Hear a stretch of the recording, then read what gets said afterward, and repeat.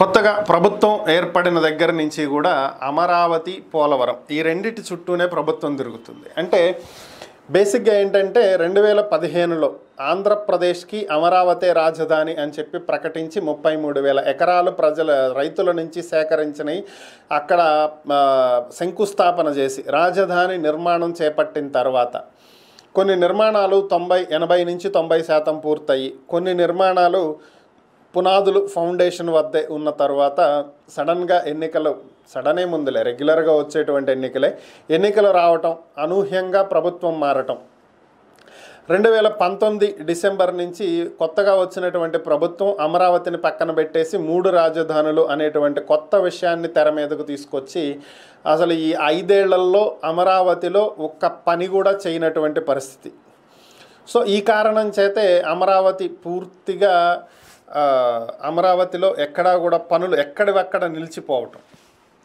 So అసలు అమరావతికి రాజధానే కాదు అనేటువంటి వార్తలు కూడా రావటం. ఫైనల్గా మరలా 2024లో ప్రభుత్వం మారటంతో అమరావతి రాజధాని అని చెప్తూ ఇక భవిష్యత్తులో దీన్ని మార్చకుండా ఉండటం కోసం ఈ 5 ఏళ్లలో వీలైనంత వరకు శాశ్వత నిర్మాణాలను పూర్తి చేయాలి అని చెప్పి ప్రభుత్వం లక్ష్యంగా పెట్టుకున్నట్లుగా కనిపిస్తుంది. దీనికోసమే ప్రభుత్వం ఎక్కువగా ఆలోచిస్తుంది. వీలైనంత త్వరగా రాజధానిని పూర్తి చేయాలనేటువంటి ప్రయత్నం చేస్తుంది. దీనికి నిధుల సమీకరణకు ఎంతో కృషి చేస్తుంది. సో దీంట్లో భాగంగానే ప్రపంచ బ్యాంక్ ప్రతినిధులను ఆహ్వానించటం, వారు గడిచినటువంటి 3 రోజుల నుంచి కూడా అమరావతి ప్రాంతంలో పర్యటిస్తున్నట్లుగా తెలుస్తుంది.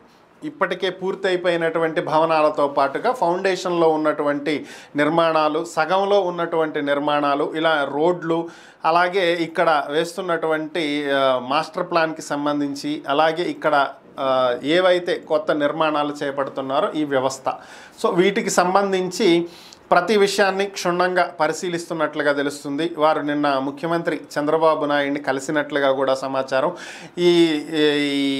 వారు చంద్రబాబుని కలిసినప్పుడు ఈ సమావేశంలో చంద్రబాబు నాయుడు వారికి ఏపీలో ఈ రాజధాని నగర నిర్మాణం, అమరావతి నిర్మాణానికి సంబంధించినటువంటి వారి ప్లాన్ని, వారి ఊహలని ప్రపంచ బ్యాంకు ప్రతినిధుల ముందు ఉంచినట్లుగా తెలుస్తుంది. ప్రపంచంలోనే అత్యుత్తమ నగరంగా దీన్ని తీర్చిదిద్దాలని భావిస్తున్నట్లు, వరల్డ్ క్లాస్ సిటీగా దీన్ని నిర్మిస్తాము అని చెప్పి వారి దృష్టికి తీసుకువెళ్ళినట్లుగా తెలుస్తుంది. ఐకానిక్ భవనాలతో పాటుగా ఎక్కువ శాతం 70% గ్రీనరీ, పచ్చదనానికి ప్రాధాన్యత ఇస్తూనే మిగిలినటువంటి 30%లో ప్రభుత్వ అవసరాలకు కావలసినటువంటి నిర్మాణాలు, కంపెనీలకు కావలసినటువంటి స్థలాలు, ఇలా అనేకమైనటువంటి అంశాలు, అండర్ గ్రౌండ్ ఫెసిలిటీ తోటి, under ground drainage, water, drinking water, gas pipe line, internet facilities, ఇలా అన్నీ కూడా సో వరల్డ్ క్లాస్ సిటీగా ఒక ప్లానింగ్ తోటి దీన్ని రూపుదిద్దుతున్నాము అని చెప్పి వారి దృష్టికి తీసుకువెళ్ళటం, దీనికి ప్రపంచ బ్యాంక్ సహాయం అందించాలి అని కోరినటువంటి నేపథ్యంలో